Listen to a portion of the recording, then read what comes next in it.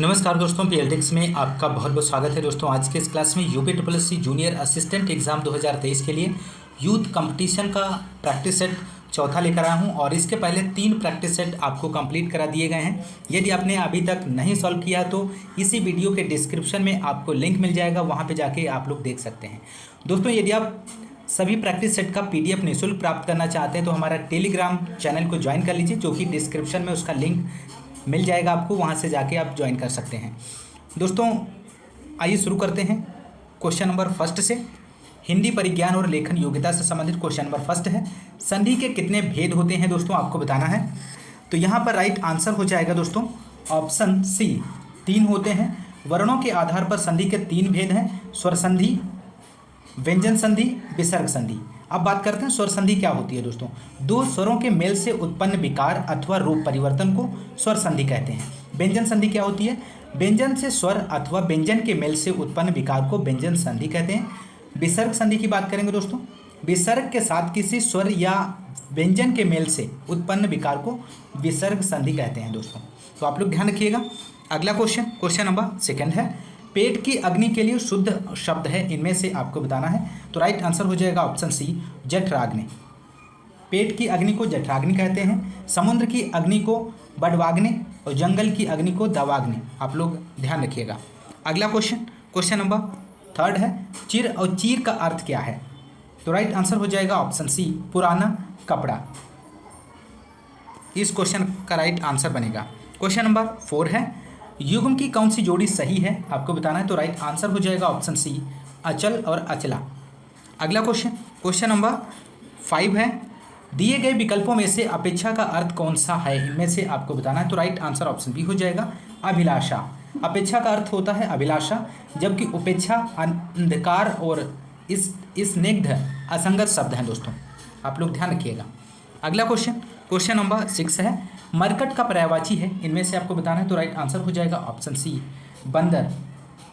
मरकट के पर्यायवाची की यदि हम बात करें तो बंदर होता है, कपि, वानर। तो आप लोग ध्यान रखिएगा। अगला क्वेश्चन नंबर 7 है, आविर्भाव का समानार्थी क्या है। तो राइट आंसर हो जाएगा ऑप्शन बी, अवतरण। अगला क्वेश्चन नंबर 8 है, निर्माण का विलोम है। तो निर्माण का विलोम क्या होता है। तो निर्माण का विलोमार्थक शब्द बनेगा, ध्वंस होता है। ऑप्शन बी राइट आंसर बनेगा। अगला क्वेश्चन नंबर 9 है, ई प्रत्यय किस शब्द में नहीं है, आपको बताना है। तो राइट आंसर हो जाएगा ऑप्शन बी, चमेली। अगला क्वेश्चन नंबर 10 है, ढीठ शब्द का तत्सम है। तो ढीठ का तत्सम शब्द धृष्ट होता है। अन्य तीनों विकल्प गलत दिए गए हैं, तो राइट आंसर जो होगा ऑप्शन डी। अगला क्वेश्चन नंबर 11 है, इनमें से कौन सा शब्द योग रूढ़ शब्दों की श्रेणी में आता है। तो राइट आंसर हो जाएगा ऑप्शन डी, दशानन। दशानन योग रूढ़ शब्द की श्रेणी में आता है। बहुव्रीहि समास के सभी उदाहरण योग रूढ़ शब्द के उदाहरण होते हैं। आप लोग ध्यान रखिएगा, महत्वपूर्ण जानकारी है। क्वेश्चन नंबर 12, राम सीता से सुंदर है, इस वाक्य में कौन सा कारक है, आपको बताना है। तो राइट आंसर बनेगा ऑप्शन डी, अपादान कारक। राम सीता से सुंदर है, इस वाक्य में अपादान कारक है। संज्ञा के जिस रूप से तुलना, समानता, अलगाव का भाव प्रकट हो उसे अपादान कारक कहते हैं दोस्तों। आप लोग ध्यान रखिएगा। जैसे हिमालय से गंगा निकलती है, वह घर से बाहर आया। अगला क्वेश्चन नंबर 13, जो इंद्र पर विजय प्राप्त कर चुका हो उसे क्या कहेंगे। तो जो इंद्र पर विजय प्राप्त कर चुका हो वह इंद्रजीत कहलाता है। तो राइट आंसर ऑप्शन सी हो जाएगा। और इंद्रियों पर विजय प्राप्त करने वाला जितेंद्रीय कहलाता है, ऑप्शन डी में दिया गया है। तो ध्यान रखिएगा। क्वेश्चन नंबर 14 है, किस वाक्य में एक वचन का प्रयोग हुआ है। तो राइट आंसर हो जाएगा ऑप्शन सी, लड़के ने लड़के को मारा। ऑप्शन सी राइट जवाब बनेगा। क्वेश्चन नंबर अगला है 15 है, दिए गए विकल्पों में कौन सा शब्द स्त्रीलिंग नहीं है। तो राइट आंसर हो जाएगा ऑप्शन सी, अनन्नास। अगला क्वेश्चन नंबर 16, कौन सा संयुक्त क्रिया का भेद नहीं है। तो राइट आंसर बनेगा ऑप्शन डी, नाम बोधक। नेक्स्ट क्वेश्चन नंबर 17 है, सतीश चंचल बालक है, इस वाक्य में चंचल शब्द है, क्या है आपको बताना है। तो राइट आंसर हो जाएगा ऑप्शन बी, गुणवाचक विशेषण है। सतीश चंचल बालक है, इस वाक्य में चंचल गुणवाचक विशेषण है। चंचल शब्द यहाँ सतीश का गुण बता रहा है, यह गुणवाचक विशेषण है। विशेषण के 4 भेद होते हैं दोस्तों, गुणवाचक विशेषण, संख्यावाचक विशेषण, परिमाणवाचक और सर्वनामिक विशेषण। तो आप लोग ध्यान रखिएगा। क्वेश्चन नंबर 18 है, सर्वनाम के कुल कितने भेद होते हैं? तो राइट आंसर हो जाएगा ऑप्शन बी, 6 भेद होते हैं दोस्तों। पुरुषवाचक सर्वनाम, निश्चयवाचक सर्वनाम, निजवाचक सर्वनाम, संबंधवाचक सर्वनाम, अनिश्चयवाचक सर्वनाम, प्रश्नवाचक सर्वनाम। अगला क्वेश्चन नंबर 19 है, निम्नलिखित शब्दों में से एक की वर्तनी शुद्ध है, उसका चयन करना है। तो राइट आंसर हो जाएगा निरपराधीन, निरपराधिनी। ऑप्शन डी इस प्रकार से लिखा जाता है, शुद्ध वर्तनी दी गई है। क्वेश्चन नंबर 20 है, निम्न में संयुक्त व्यंजन कौन सा नहीं है? तो राइट आंसर हो जाएगा ऑप्शन ए, यह संयुक्त व्यंजन नहीं है, अंतःस्थ व्यंजन के अंतर्गत आता है दोस्तों। संयुक्त व्यंजन की यदि हम बात करें तो छ, त्र, ज्ञा और स्र आएगा। अंतःस्थ व्यंजन यारा अलावा होता है दोस्तों, आप लोग ध्यान रखिएगा। क्वेश्चन नंबर अगला निर्देश दिया गया है, दिए गए गद्यांश के आधार पर प्रश्नों का उत्तर दीजिए। तो नीचे दिया गया है गद्यांश, उसे आप पढ़ लीजिए ध्यान से, उसके नीचे दिए गए प्रश्नों के उत्तर देने होंगे। शिक्षा मनुष्य को मस्तिष्क और शरीर का उचित तालमेल करना सिखाती है। बस शिक्षा जो मानव को पाठ्य पुस्तकों के ज्ञान के अतिरिक्त कुछ गंभीर चिंतन न दे। यदि हमारी शिक्षा सुसंस्कृत, सभ्य, सच्चरित्र एवं अच्छे नागरिक नहीं बना सकती तो उससे क्या लाभ? सहृदय सच्चा परंतु अनपढ़ मजदूर उस स्नातक से कहीं अच्छा है जो निर्दय और चरित्रहीन है। संसार के सभी वैभव और सुख साधन भी मनुष्य को तब तक सुखी नहीं बना सकते जब तक कि मनुष्य को आत्मिक ज्ञान ना हो। हमारे कुछ अधिकार और कर्तव्य भी हैं।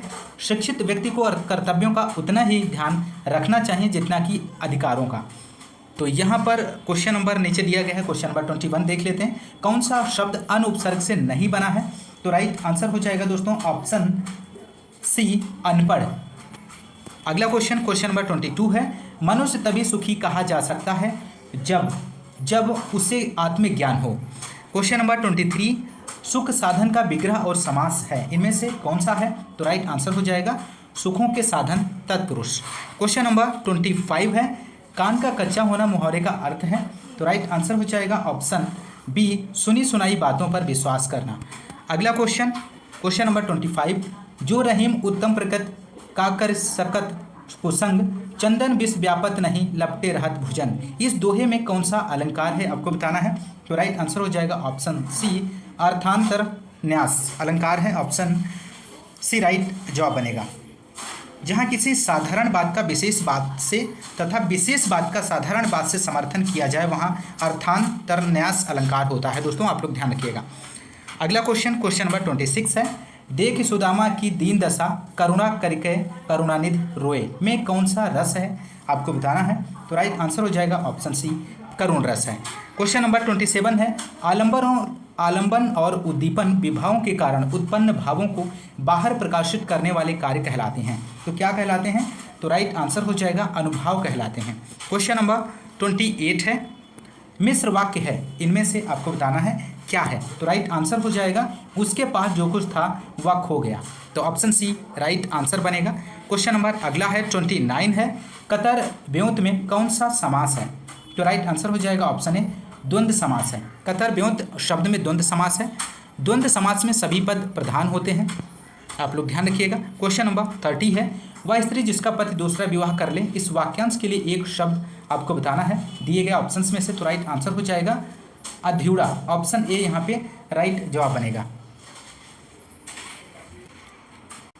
अगला क्वेश्चन दोस्तों, क्वेश्चन नंबर 46 है, सामान्य जानकारी से संबंधित। तो यहाँ पर क्वेश्चन नंबर 46, चालुक्य राजवंश भारत के, यहाँ पे आपको फिल करना है, भारत का एक प्रमुख साम्राज्य था। तो यहाँ पे राइट आंसर आपको देना है दोस्तों। तो यहाँ पे राइट आंसर हो जाएगा ऑप्शन ए, दक्षिणी, इसका राइट जवाब बनेगा। अगला क्वेश्चन नंबर 47 है, प्राचीन भारतीय पाठ्य राजतरंगिणी किसकी कृति है। तो राइट आंसर हो जाएगा ऑप्शन सी, कल्हड़ की कृति है दोस्तों, ध्यान रखिएगा। क्वेश्चन नंबर 48, दिल्ली में कुव्वत उल इस्लाम मस्जिद के दक्षिण प्रवेश द्वार अलाई दरवाजे का निर्माण किसके द्वारा करवाया गया था। तो यहाँ पर ऑप्शंस दिए गए हैं, नीचे आपको बताना है। तो राइट आंसर हो जाएगा ऑप्शन सी, अलाउद्दीन खिलजी के द्वारा। अगला क्वेश्चन नंबर 49 है, उस समय ब्रिटिश भारत का तात्कालीन गवर्नर जनरल कौन था जब सती प्रथा अवैध और दंडनीय घोषित की गई थी। तो राइट आंसर ऑप्शन सी हो जाएगा Lord William Bentinck. Question number अगला है 50 क्वेश्चन नंबर। एचिसन कमीशन 1886 को में सुधारों की सिफारिशें करने के लिए नियुक्त किया गया था। तो राइट आंसर बनेगा ऑप्शन बी भारतीय नागरिक सेवाएं, ऑप्शन बी राइट जवाब बनेगा। क्वेश्चन नंबर अगला 51। किस भारतीय राज्य की सीमा उत्तर प्रदेश में भूटान और अरुणाचल प्रदेश, पूर्व में नागालैंड और मिजोरम, दक्षिण में मेघालय, त्रिपुरा, मिजोरम और बांग्लादेश तथा पश्चिम में पश्चिम बंगाल के साथ लगती है? तो राइट आंसर हो जाएगा ऑप्शन सी असम। अगला क्वेश्चन नंबर 52 है। के नदी मध्य भारत के बुंदेलखंड क्षेत्र की प्रमुख नदियों में से एक है और दो राज्यों मध्य प्रदेश और किससे होकर बहती है आपको बताना है। तो राइट आंसर हो जाएगा ऑप्शन डी उत्तर प्रदेश से होकर बहती है। क्वेश्चन नंबर 53 है। निम्नलिखित में से किस देश में न्यायिक समीक्षा प्रणाली का उद्भव हुआ था? तो राइट आंसर बनेगा ऑप्शन सी यूएसए। अगला क्वेश्चन नंबर 54। निम्नलिखित में से कौन सा निर्धारित करता है कि कोई विधेयक धन विधेयक है या नहीं? तो राइट आंसर ऑप्शन सी हो जाएगा लोकसभा अध्यक्ष। Question number 55। राज्यपाल का कार्यकाल कितने वर्ष का होता है? तो राइट आंसर हो जाएगा 5 वर्ष का होता है। राज्यपाल की नियुक्ति राष्ट्रपति द्वारा 5 वर्षों की अवधि के लिए की जाती है। तो right answer option B. Question number 56। उस प्रथम महिला का नाम बताइए जो भारत के किसी राज्य के उच्च न्यायालय की मुख्य न्यायाधीश बनी थी। महत्वपूर्ण प्रश्न है। तो राइट आंसर हो जाएगा ऑप्शन बी लीला सेठ। अगला क्वेश्चन नंबर 57। कोंकणी जहाँ पे आपको फिल करना है कि शासकीय भाषा है। तो राइट आंसर हो जाएगा ऑप्शन डी गोवा। अगला क्वेश्चन नंबर 58। बैंक किस पर ब्याज अर्जित करते हैं? तो राइट आंसर बनेगा ऑप्शन बी ऋण पर। अगला question number 59। Hindu rate of growth शब्द किसने प्रस्तावित किया था? तो राइट आंसर बनेगा ऑप्शन बी राजकृष्ण ने। अगला क्वेश्चन नंबर 60। निम्नलिखित में से कौन पहले डॉक्टर शांति स्वरूप भटनागर पुरस्कार विजेता थे? तो राइट आंसर हो जाएगा ऑप्शन डी एस चंद्रशेखर। अगला क्वेश्चन नंबर 61। अप्रैल 2023 में किस राज्य ने ऑनलाइन गैम्बलिंग पर प्रतिबंध लगाने से संबंधित कानून बनाया है? तो राइट आंसर ऑप्शन सी हो जाएगा तमिलनाडु। अगला क्वेश्चन नंबर 62 है। किस राज्य ने अंबेडकर जयंती को समता दिवस के रूप में मनाया है? तो राइट आंसर बनेगा ऑप्शन बी तमिलनाडु। क्वेश्चन अगला है 63। अप्रैल 2023 में चर्चा में रहा R21 क्या है? तो राइट आंसर ऑप्शन सी हो जाएगा वैक्सीन। क्वेश्चन नंबर 64 है। परशुराम कुंड महोत्सव का आयोजन किस राज्य में किया गया है? तो right answer option B Arunachal Pradesh में इसका आयोजन किया गया है। क्वेश्चन नंबर 65 है। अप्रैल 2023 में सांग महोत्सव का आयोजन किस राज्य में किया गया है? तो राइट आंसर बनेगा ऑप्शन सी हरियाणा राज्य में किया गया है। आप लोग ध्यान रखिएगा। अगला क्वेश्चन कंप्यूटर एवं सूचना प्रौद्योगिकी से संबंधित है। Question number 66। एक्यूमुलेटर यहाँ पे आपको फिल करना है का एक समाकलित घटक है। किसका समाकलित घटक है? तो राइट आंसर बनेगा इस क्वेश्चन नंबर फर्स्ट CPU इसका राइट जवाब हो जाएगा। अगला क्वेश्चन नंबर 67 है। मेमोरी आकार और प्रदर्शन के आधार पर किस प्रकार के कंप्यूटर को बिग आयरन के रूप में जाना जाता है? तो राइट आंसर हो जाएगा option C mainframe computer. Mainframe computer महत्वपूर्ण कार्यों के लिए जैसे जनगणना, उद्योग एवं उपभोक्ता आंकड़े, इंटरप्राइजेस संसाधन योजना और लेन देन प्रसंस्करण जैसे थोक डेटा प्रोसेसिंग का कार्य करता है। इस प्रकार के कंप्यूटर को बिग आयरन के रूप में जाना जाता है। नेक्स्ट क्वेश्चन नंबर 68 है। किसी समस्या को परिभाषित करने की प्रक्रिया कुछ चरणों की शर्तें हैं और फिर प्रत्येक चरण की खोज को आगे किसके रूप में जाना जाता है? तो राइट आंसर बनेगा ऑप्शन ए चरणवार शोधन। ऑप्शन ए राइट जवाब बनेगा। अगला क्वेश्चन नंबर 69 है। एक कंप्यूटर सिस्टम की विशेषता है जो तर्क करने सीखने और समस्या हल करने में सक्षम है, उसे कहा जाता है। उसे क्या कहा जाता है?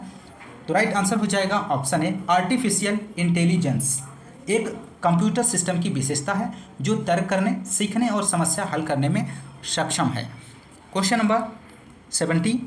निम्नलिखित में से कौन इंगित करेगा कि मदरबोर्ड की बैटरी विफल हो गई है? तो राइट आंसर हो जाएगा ऑप्शन डी इस क्वेश्चन का सही जवाब बनेगा। हार्डवेयर सेटिंग वर्तमान दिनांक और समय सहित डिफ़ॉल्ट मानों पर वापस लौटे। नेक्स्ट क्वेश्चन नंबर 71 है। उस नई तकनीक को क्या कहते हैं जो एक कृत्रिम दुनिया के सृजन की क्षमता प्रदान करती है और उसमें लोग परस्पर अंतःक्रिया भी करने लगते हैं? तो राइट आंसर ऑप्शन बी हो जाएगा, आभासी वास्तविकता। क्वेश्चन नंबर 72 है, कंप्यूटर प्रोग्रामिंग में वायरस का सही पूर्ण रूप क्या है? तो राइट आंसर बनेगा दोस्तों option B, vital information resources under siege. Question number अगला है 73, एटीएम का संक्षिप्त रूप है इनमें से कौन सा? तो राइट आंसर हो जाएगा option B, automated teller machine. Question number अगला 74 है, आपकी मौजूदा फाइल नए रूप में किसके द्वारा सेव की जा सकती है बिना आपकी मूल फाइल को अधिलेखित किए बिना? तो राइट आंसर दोस्तों हो जाएगा ऑप्शन सी, सेव एज। अगला क्वेश्चन नंबर 75 है, वर्ड में आप निम्न में से किन फंक्शन कुंजियों को दबाकर find and replace dialog box प्रदर्शित कर सकते हैं? तो राइट आंसर हो जाएगा ऑप्शन ए, F5 इसका राइट जवाब बनेगा। क्वेश्चन नंबर अगला है 76 है, स्प्रेडशीट के विश्लेषण के लिए निम्न में से कौन सा उपकरण नहीं है? दिए गए ऑप्शंस में से आपको चयन करना है। तो राइट आंसर हो जाएगा ऑप्शन ए, मेल मर्ज इसका राइट जवाब बनेगा। क्वेश्चन नंबर अगला है 77 है, यदि सैंपल वर्कशीट में MS एक्सेल सूत्र सीलिंग B1, 10 लागू किया जाए तो उसका परिणाम क्या होगा? तो राइट आंसर हो जाएगा ऑप्शन ए, 50। अगला क्वेश्चन नंबर अगला है 78, यहाँ पे आपको फिल करना है का अर्थ उन अवांछित वाणिज्यिक ईमेल से है जिनकी इंटरनेट पर बाढ़ रहती है। तो राइट आंसर हो जाएगा ऑप्शन डी, स्पैम। ध्यान रखिएगा, महत्वपूर्ण प्रश्न है। क्वेश्चन नंबर अगला है 79, निम्नलिखित में से उस विकल्प का चयन करें जो शेष तीनों से असंगत है। तो राइट आंसर बनेगा ऑप्शन डी, मैकेफी यहाँ पे राइट आंसर बनेगा। विंडोज़, यूनिक्स और डॉस ऑपरेटिंग सिस्टम है, जबकि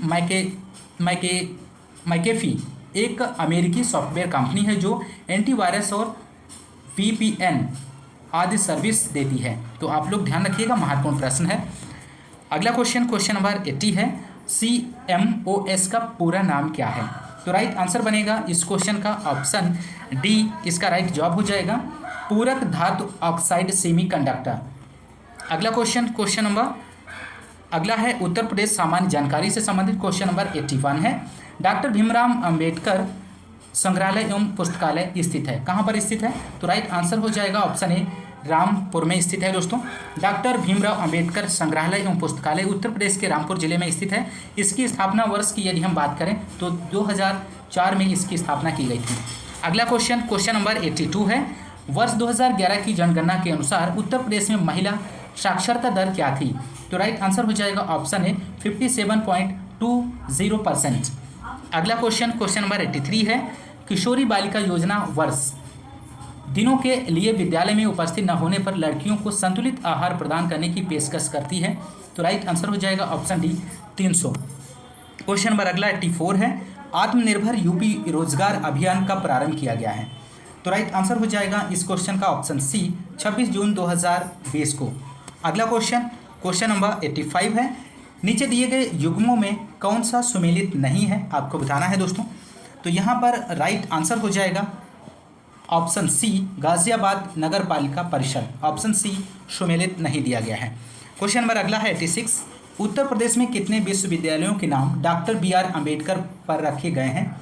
तो राइट आंसर आपको बताना है दोस्तों। तो राइट आंसर हो जाएगा ऑप्शन बी, 2, इसका राइट जवाब बनेगा। उत्तर प्रदेश में डॉक्टर भीमराव अम्बेडकर नाम से लखनऊ और आगरा में कुल 2 विश्वविद्यालय हैं। इनमें लखनऊ स्थित विश्वविद्यालय केंद्रीय विश्वविद्यालय है।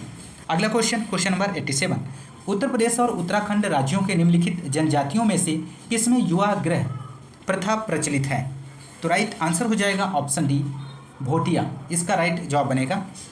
अगला क्वेश्चन नंबर 88, निम्नलिखित में से कौन सा एक सही सुमेलित नहीं है दिए गए ऑप्शंस में से? तो राइट आंसर हो जाएगा ऑप्शन डी, जिगर गोरखपुर। ऑप्शन डी राइट जवाब बनेगा यहाँ पे दोस्तों। जिगर मुरादाबादी गोरखपुर से संबंध ना होकर मुरादाबाद से संबंधित है। इसका वास्तविक नाम अली सिकंदर था। तो राइट आंसर ऑप्शन डी बनेगा। अगला क्वेश्चन नंबर 89 है, रामनगर बनारस में रामलीला का मंचन कितने दिन होता है दोस्तों, आपको बताना है। तो राइट आंसर हो जाएगा ऑप्शन सी, 31 दिन। रामनगर उत्तर प्रदेश राज्य के वाराणसी जिले का एक तहसील है। रामलीला में रामचरितमानस के अनुसार भगवान श्री राम के जीवन की लीला का मंचन होता है। ये मंचन काशी नरेश द्वारा प्रायोजित होता है और पूरे 31 दिन तक प्रत्येक शाम को रामनगर में आयोजित होता है? अगला क्वेश्चन, क्वेश्चन नंबर 90 है। प्रसिद्ध सूफी संत शेख सलीम चिश्ती की दरगाह उत्तर प्रदेश के किस जिले में स्थित है? तो राइट आंसर हो जाएगा ऑप्शन सी, फतेहपुर सीकरी। अगला क्वेश्चन, क्वेश्चन नंबर 91 है। वर्तमान उत्तर प्रदेश में भारत के प्राचीनतम 16 महाजनपद में से कुल कितने महाजनपद स्थित थे? तो राइट आंसर हो जाएगा ऑप्शन सी, 8 इसका राइट जवाब बनेगा। क्वेश्चन नंबर अगला 92 है। यमुना एक्सप्रेसवे है, इनमें से आपको बताना है, तो राइट आंसर हो जाएगा ऑप्शन बी, ग्रेटर नोएडा से आगरा तक। अगला क्वेश्चन, क्वेश्चन नंबर 93 है। उत्तर प्रदेश में पाए जाने वाले प्रमुख खनिज हैं, इनमें से कौन कौन से हैं? तो राइट आंसर हो जाएगा ऑप्शन बी, लाइमस्टोन तथा डोलोमाइट। क्वेश्चन नंबर अगला 94 है। सूची फर्स्ट को सूची सेकंड से सुमेलित कीजिए और सूचियों के नीचे दिए गए कूट का उपयोग करके सही उत्तर चुनिए। सूची फर्स्ट में स्थान दिया गया है, सूची सेकंड में उद्योग दिए गए हैं, तो यहाँ पर आपको मिलान करना है। तो यहाँ पर फर्स्ट ऑप्शन दिया गया चुर्क, तो चुर्क का मिलान यहाँ पे हो जाएगा थर्ड ऑप्शन से सीमेंट से। ऑप्शन बी में है फिरोजाबाद, तो फिरोजाबाद का मिलान हो जाएगा महिलाओं के लिए चूड़ियों के उद्योग में, तो ऑप्शन 4 से।